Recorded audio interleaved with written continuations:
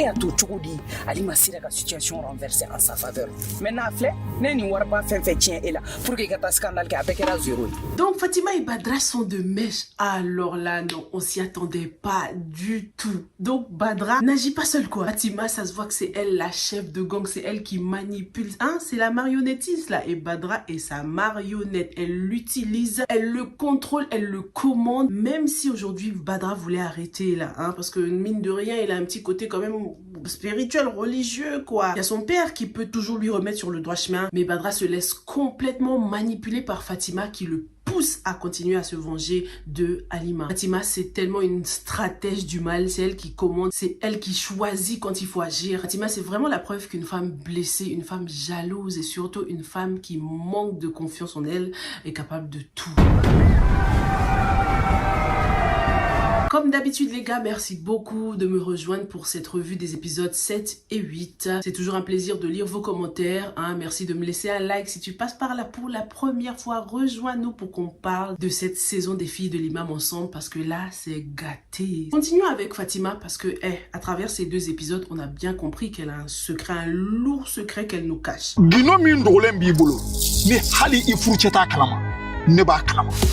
Un secret qui peut totalement détruire son image. Hein. Et dites-moi si c'est pareil pour vous, mais j'ai tout de suite pensé à cette histoire de virginité. Surtout lorsqu'on regarde comment Sorna l'a regardée à son arrivée dans la maison. Sorna, c'est la meuf, voilà, elle connaît les secrets et surtout, elle aime l'argent. On l'a vu avec le cas de Mansour Halima, là. Mansour a dit, si tu gardes le secret, je te double ton salaire. Elle a vu l'argent, et elle a choisi de se taire. Donc, sachant que Fatima a beaucoup d'argent et qu'elle n'hésite pas à le donner pour s'attirer les faveurs des gens, elle fait pareil avec sa belle-mère. Donc c'est sûr qu'elle a payé Sorna pour acheter son silence, mais il faut qu'on découvre c'est quoi son secret. Donc soit Fatima n'était pas vierge en épousant Mansour, ce qui expliquerait cette haine qu'elle a contre Halima et pourquoi elle veut la détruire aujourd'hui. Elle veut que toutes les deux portent cette honte là.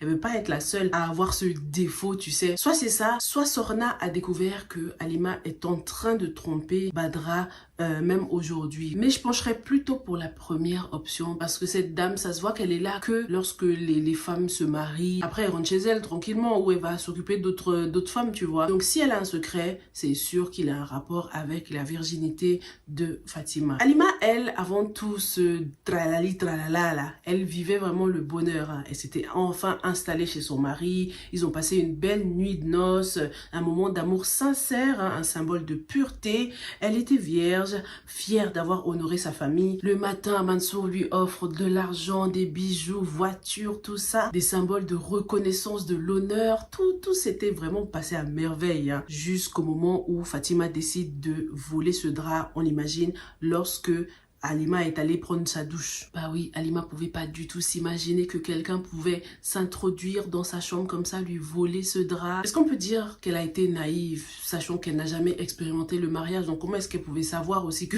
quelqu'un allait venir prendre son drap là?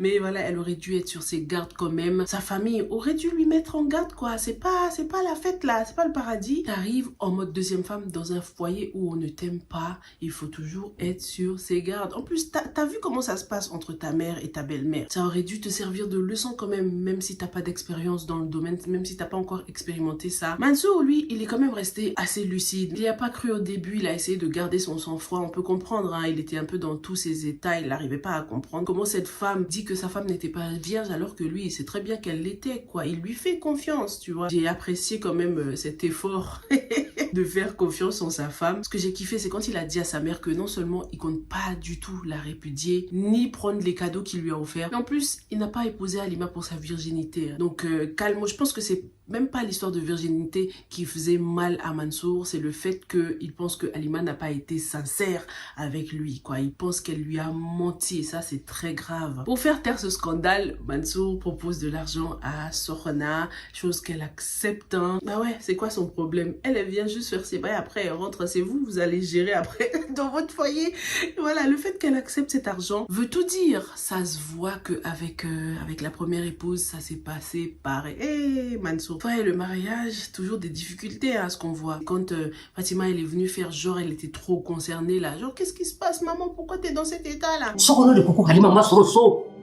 Mais de quel droit tu dévoiles l'intimité de ta deuxième épouse à ta première épouse. Il sait très bien que Fatima n'aime pas Halima. Donc, faut pas lui donner des armes pour l'attaquer. Même si c'était pas elle qui avait volé le drap, même si elle n'avait rien à voir avec tout ça, faut pas lui dire des trucs comme ça parce qu'elle peut l'utiliser pour se moquer d'elle plus tard, quoi. Il voit très bien qu'il n'y a pas du tout de solidarité féminine entre eux. Donc ça, c'était une grosse erreur. Fatima ne devait même pas être dans cette chambre-là lorsque Mansour parlait avec les deux autres parce que cette histoire ne la concerne pas du tout. Faut pas tout mélanger. Pendant ce temps, Halima qui commençait à trouver le temps long à appeler ses parents et tout pour leur dire oui, ça y est, je vous ai honoré. Ah, cette partie-là, je l'ai trouvée tellement difficile, les gars.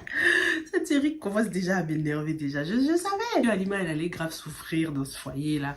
Mais ça fait de la peine avec les parents qui pleurent, qui sont contents et tout, alors qu'il y a un scandale qui va tout casser là, parce que ce drap là, c'est bien plus qu'un tissu, hein. C'est le symbole de l'honneur, la preuve du regard social, tu vois. Donc en le volant, Fatima salit complètement la pureté de Halima, et je soupçonne déjà qu'elle va le donner à Badra pour que Badra salisse encore plus le nom d'Halima et dévoile à tout le monde qu'en fait Halima a perdu sa virginité avec lui et non avec Mansour. C'est vraiment dégueulasse ce qu'ils sont en train de faire à Halima. Sur TikTok et Instagram, je vous ai comparé un peu Fatima et Rabiatou. Je vous ai dit qu'en fait c'est deux personnes mais en fait avec le même objectif. Je vous ai demandé qui selon vous était la pire, quoi. Et Fanta nous dit le pire c'est l'ennemi non déclaré. Encore plus quand c'est la famille, car on ne sait jamais d'où peuvent venir les coups, encore moins les anticiper. Exactement, la plupart d'entre vous pensent que Rabiatou est vraiment la pire, l'ennemi que tu ne vois pas venir, que tu ne soupçonnes pas, l'ennemi qui a le même sang que toi.